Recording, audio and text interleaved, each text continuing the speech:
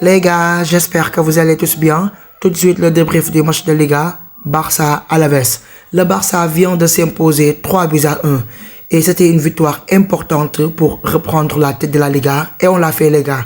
Directement, demain, nous sommes 11 de départ d'abord. On avait Yohan Garcia dans les cages. Dans la charnière centrale, Kobarsi m'a accompagné et Gérard Martin. Côté gauche, on avait Baldé. À droite, on avait Eric Garcia. En pivot, cette fois-ci, Marc Bernal m'a joué à côté de Casado, les gars. Mon double pivot, c'était tellement fragile, fébrile et compliqué. Devant, on avait Lamine Yamal, Dani Olmo en 10, puisque Fermin Lopez a blessé pour 2 semaines. Rafinha, enfin titulaire depuis son retour de blessure. Et enfin, Lewandowski dans l'axe. Et c'était la composition officielle pour affronter cette équipe de Alaves. Donc les gars, si vous venez directement à ce match, Barça, quand il a encaissé but dès l'entame du match, purée. Donc c'est pas la première fois, il faut beaucoup signer lacune. Barça, dès le début du match, au lieu que jouer concentré, indi intensité bu mat, non dañuy tok di xolé ba adversaire bi ñew mëna 1-0. Imaginez-vous bu nekkon adversaire bu coriace, exemple en Ligue des Champions, la mo ñi leer né Barça dina égaliser. Fofu nga xolé, heureusement que c'était Alaves en face, sans leur manquer de respect. Parce que Alaves certes mëna 1-0, mais j'étais sûr que l'équipe allait réagir en revenant à un but partout. Mais les gars, ni waxante deug, Barça li daf ci wara travailler, il faut s'améliorer sur ça. À 1-0, c'est pas normal. On devait même pas encaisser un petit but de Alaves. On joue à domicile au Camp Nou. Normalement Barça dafa waroon dominer match bi, marquer des buts sans encaisser. Tellement que adversaire légui dañoo yakamté jouer contre Barça parce que xam nañ né avec le Barça mom mën nañoo marquer les buts qu'ils veulent. Certes na tay yi suñu défense bi ça n'a pas été exécrable comme au match précédent tay tanana, mais au moins les gars, prochaine fois nañuy bàyyi xel ci entame de match yi. Lolu dama ci insister à chaque fois. Bu fekkonte né adversaire bu coriace là, c'est fini. Et même Alaves, à un moment donné, ils ont failli nous mener 2-1. Mais heureusement, nous avons chance parce que Yohan Garcia, il a été là, encore une fois, à réaliser une parade. Waouh, que de gros clean sheet. Yohan Garcia, m'a défini l'importance d'avoir un grand gardien. Depuis qu'il est dans les cages avec le Barça, il ne cesse de nous sauver. Les gars, si nous avons Yohan Garcia, nous continuer ni. À chaque fois, moi, est obligé de sauver l'équipe. Mais où sont les défenseurs? Où sont les milieux? Tout le temps, les coéquipiers sont abandonnés. Et c'est lui qui est obligé, voilà, de faire le travail pour ne pas encaisser le but. Certainement, réaliser des clean sheets, ça fait partie du rôle d'un gardien. Mais à un moment donné, il faut avoir une certaine sérénité. Des fois, coéquipiers, surtout défense, il faut aider. Beaucoup de fois, il y a une action, les défenseurs, ils peuvent faire le travail sans pour autant que moi, sonne. Mais c'est pas possible, les gars. Nous continuons. Il faut avoir une certaine amélioration, un certain ajustement sur la défense. Certes, nak piège hors jeu bi fani wañi len ko, Félix doxon ci ay djégo, mais ça reste. Nañ ci gëna travailler bu ko défé défense bi mëna am plus de solidité et de sérénité. Donc les gars, damay ñëw ci Rafinha. Non, il est incroyable ce jour-là. Il est stratosphérique. Rafinha les gars, depuis son retour de blessure, mi ngi doga nekkat titulaire. Et pourtant, bo len xolé le Barça sans Rafinha et le Barça avec Rafinha, il y a une différence. Rafinha mo way xamantene ci blessé won tellement que son absence dañ ko sentir sur le terrain. Nga xamné Rafinha manqué na ci terrain bi parce que mom mën na né ci système flic bi c'est le meilleur joueur ci système flic bi, je dis bien. Il est tellement primordial que moment yi xamné joué wul Barça daf ko sentir. Xol leen tay match bi. Il a été le meilleur joueur sur le terrain. Il a joué avec engagement, avec motivation, détermination. Ba pay li mus gëna neex moy pressing haut bu tang bi nga xamné gën nga ko gis ci Barça tay mom la Rafinha indilat. De l'homme pressé tellement que adversaire daf leen commencé di étouffer, bëgg leen déstabiliser. À un moment donné sax défenseur Alaves dañoo commencé di jaxaso, commencé bëgg affoler. C'est Rafinha tout simplement. Te Rafinha bo leen sétlo ci match bi, su pressé ñeppay pressé. Parce que mom tellement que day motiver ay coéquipiers, lu mu def rek coéquipiers yi ñu gis né ki ni won na leen ci engagement. Won na leen ci confiance, won na leen ci lépp. Loolu motax à un moment donné pressing bi xawon na tang, mais ci côté Rafinha la uppé won. Donc en tant que titulaire indiscutable, Rafinha, il a fait le taf aujourd'hui. Il a été 2 fois passeur décisif sur le but de Lamine Yamal et de Olmo. Sans compter son impact physique dans l'intensité, le fait de faire des replis défensifs, de courir partout sur le jeu sans ballon et le jeu avec ballon également, il fait de bonnes choses. Donc Rafinha dans ce match-là, il a été partout et nous a encore régalé. De même que Lamine Yamal, il a été très bon sur le terrain, il s'est géré. Encore une fois, il a marqué un but et il a réalisé une belle passe décisive sur le 3e but du Barça.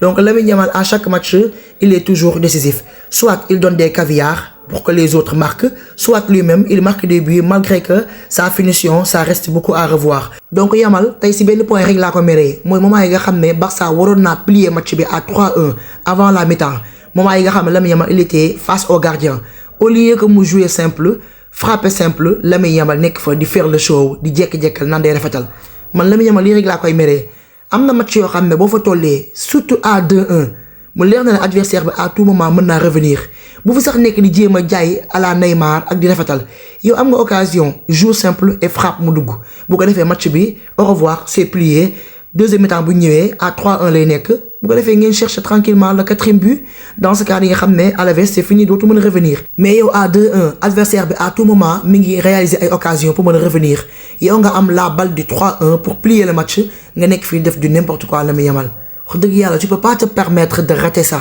heureusement parce que man moment yi nga xam ne Lamine Yamal raté occasion bi ma dama tiitoon dama ne Barça à chaque fois bu raté genre occasion yi fu mu war a plier match bi te defu ko deuxième mi-temps bi adversaire bi day revenir mais li ñu sauvé mooy la seconde période a été meilleure que la première période parce que ci deuxième mi-temps bi ci la Barça ëppoon maîtrise dans le jeu ci lañ gardé woon la balle proposer du jeu, essayer de construire quelque chose pour faire la différence et essayer de plier le match.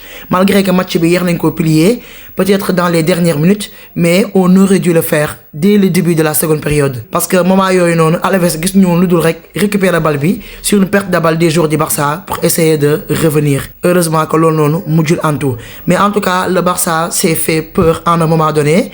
On a commencé à souffrir un peu. Motax moment yoy le Barça s'est fait bouger par Alaves. Et pourtant, c'était pas normal. Par les gars, j'ai pas aimé du tout le match de Casado et de Bernal.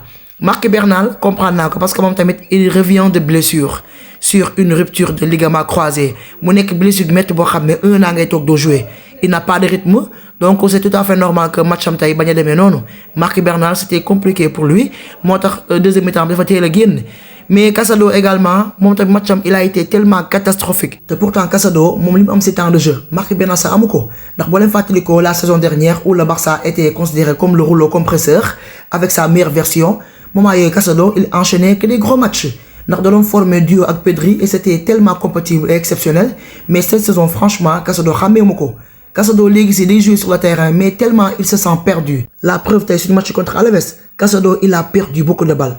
Avec des passes ratées yoo xam ne doo sax comprendre loolu moo tax tey jii suñu milieu bi moom ak Bernal ñoom ñaar ñëpp xamuñu fi ñu taxaw kii daa jaar fi kii jaar fi tellement que milieu bi amul woon une certaine sérénité ak contrôle parce que tout simplement joueur bi mel ne Pedri moo fi manqué woon c'est lui qui temporise le jeu Pedri c'est lui qui calme le jeu gis ngeen à un moment donné bi mu defee sa rentrée le milieu bi commencé di am équilibre jouer de calmer wu te xam ne le meilleur milieu au monde il est sur le terrain donc Pedri man moment yi ma ko gisee muy jouer j'avais l'impression que le kii est-ce que mos naa blessé tellement que tey jii il revient de blessure mais avec feeñu ci moom parce que la plupart am na joueurs yoo xam ne buñ jógee ci blessure du nekk ci forme du nekk ci rythme mais Pedri moom mooy le seul joueur boo xam ne ak genre Rafinha yi ñoom même buñ jógee ci blessure même rythme bi ñu amoon avant ñu blessé moom la ñuy amaat moo tax ces genres de joueurs là ils sont exceptionnels en tout cas là je suis contente pour le retour de Pedri avec Rafinha sur le terrain ndax loolu moom ça va tellement nous aider pour les matchs à venir. Donc cher Catalan damay jeexal ci Olmo moom certes il a réalisé un doublé et c'est bien beau parce que Olmo